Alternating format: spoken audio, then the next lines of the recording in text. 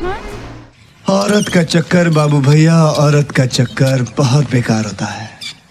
Hello everyone, কেমন আছো সবাই? আশা করি সবাই খুব ভালো আছো এবং এগিয়ে যাচ্ছ নিজের জীবনে।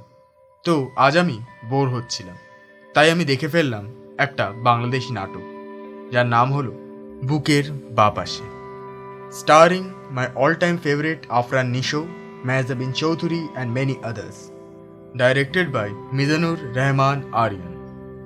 So, what we are waiting for? Let's get started.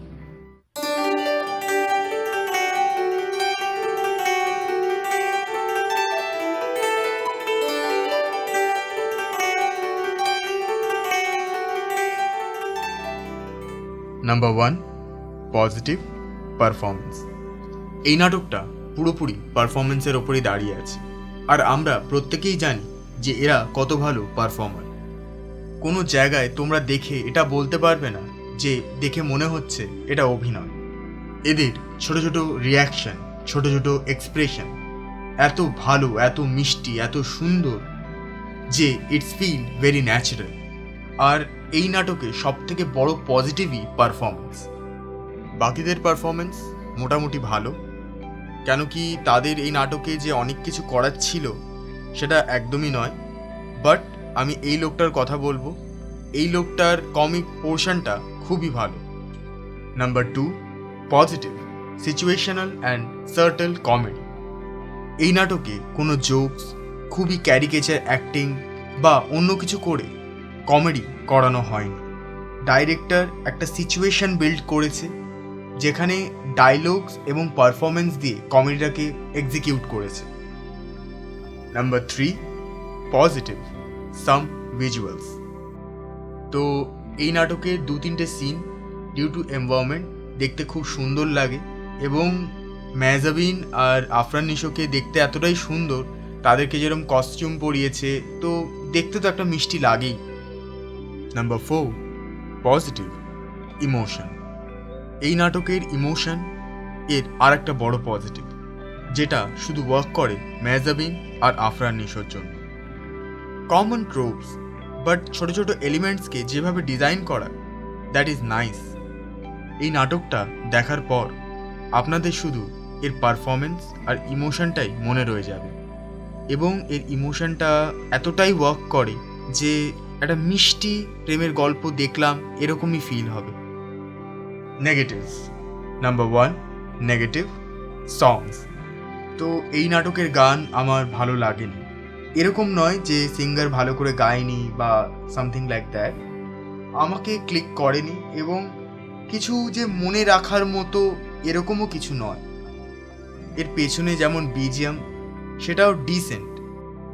Number 2, negative common screenplay. এর স্ক্রিন প্লেটা আমাদেরকে তেমন কিছু দেয় না। এরকম গল্প আমরা অনেক ফিল্মে দেখে ফেলেছি, আর আমি জানি না আমি কি এক্সপেক্ট করছিলাম। সত্যি তো এটাই যে রোম্যান্টিক ফিল্মে ট্রোভসই একটু কম।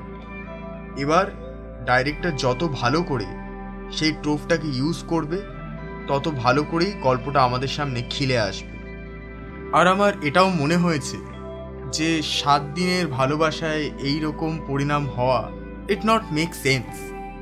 Number 3, negative duration. এই নাটকের ডিউরেশনটা না অনেক বেশি লেন্দি হয়ে গেছে। 1 ঘন্টা 12 মিনিট না হয়ে এটা 40 মিনিটস বা 45 মিনিটসে করে নেওয়া যেত। এবার কথা বলবো কিছু সিন নিয়ে।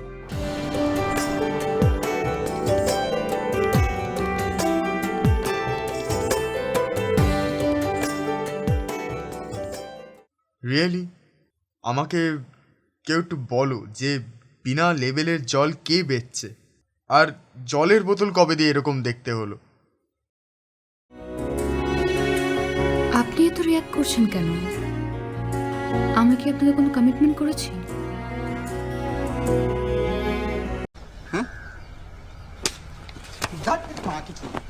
ওভারঅল আমি এটা বলবো যে এটা একটা ডিসেন্ট নাটক, বাট খুবই মিষ্টি। তোমরা যদি বোর হচ্ছ বা ভাবছো আমরা কি করব, তো এই নাটকটা অবশ্যই তোমরা ওয়াচ করতে পারো। এনটিভি নাটক চ্যানেলে এটা অ্যাভেলেবেল আছে।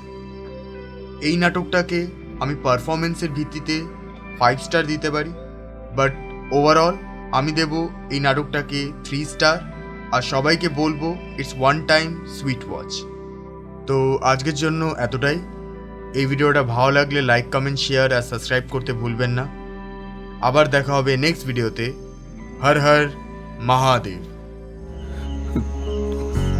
তুমি কি আমাকে ভালোবাসো না? না, सारी उम्र मैं जो कर जा बढ़िया रहा, तेरे पीछे ये जिंदगी सरकस हो गई।